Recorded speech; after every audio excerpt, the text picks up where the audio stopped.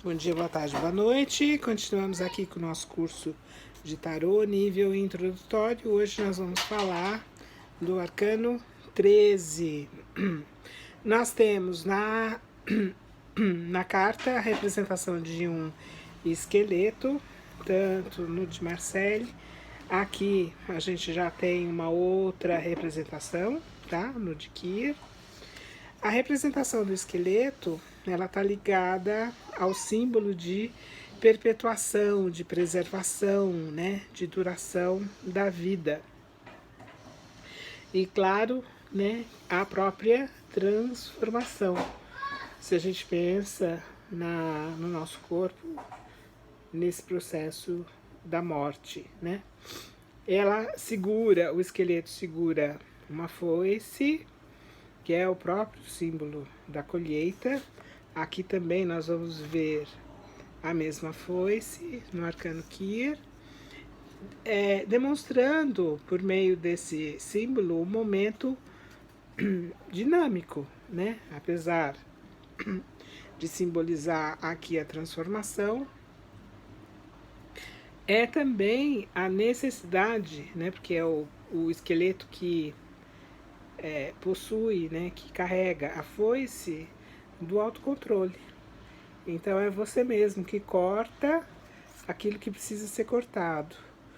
Em ambas os baralhos a gente tem essa representação. Aqui nós temos, além disso, né, aqui embaixo as transformações. Os pés, as mãos, é isso que nós temos aqui. A cabeça coroada, né? Que representa, o fato dela estar aqui, representa que o jeito de pensar nosso, né? Deixa eu ver.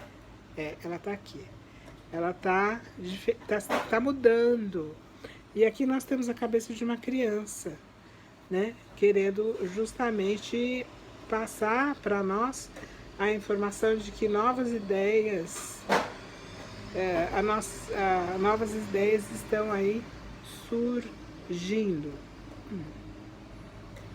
Novos valores, enfim.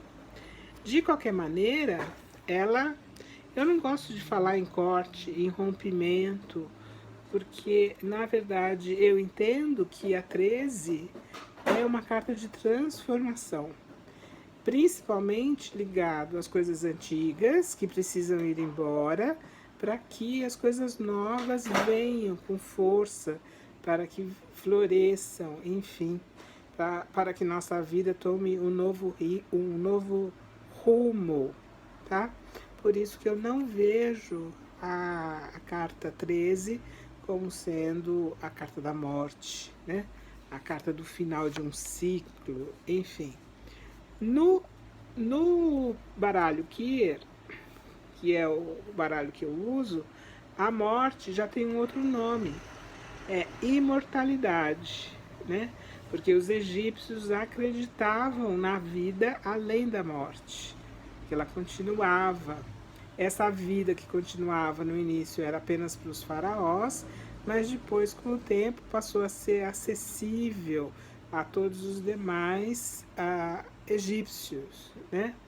E que, claro, para chegarmos à condição da eternidade, né, algumas coisas precisavam ser feitas. E aí a mumificação foi o processo que se disseminou muito, justamente por conta dessa ideia de que a vida continuava após a morte. Aqui nós vamos ter, na parte de cima, dois lótus, né? Eles estão normalmente fechados, de noite eles ficam fechados.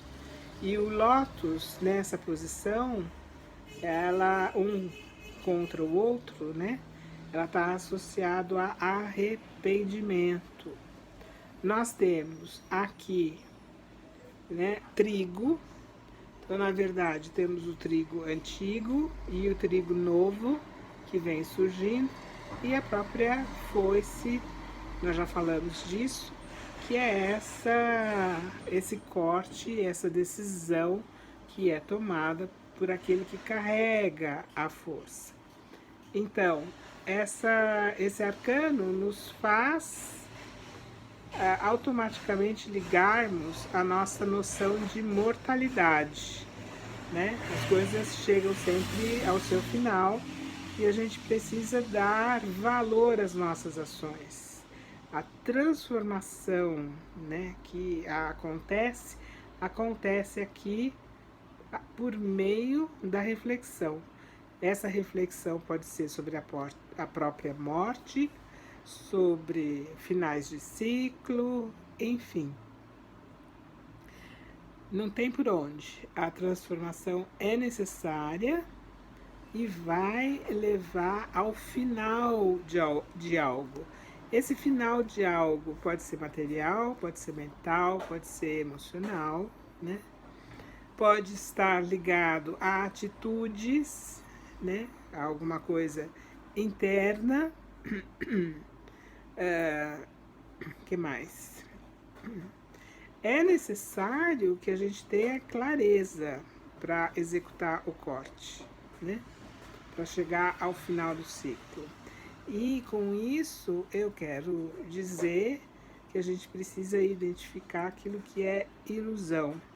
E nada melhor do que voltar, né, para a gente mesmo, se voltar para o nosso interior, para fazer essa reflexão, esse levantamento.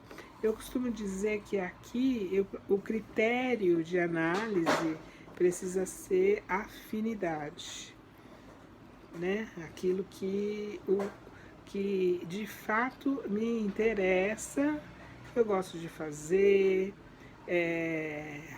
e aí por conta de uso desse mesmo critério, eu consigo deixar de fazer algumas coisas, eu consigo dizer não para algumas coisas, porque o critério é justamente o critério de afinidade.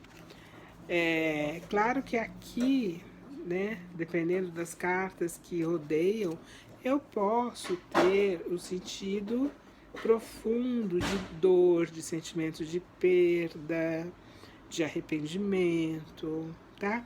Mas isso vai depender das cartas que estão ao redor e também a posição em que a carta se encontra.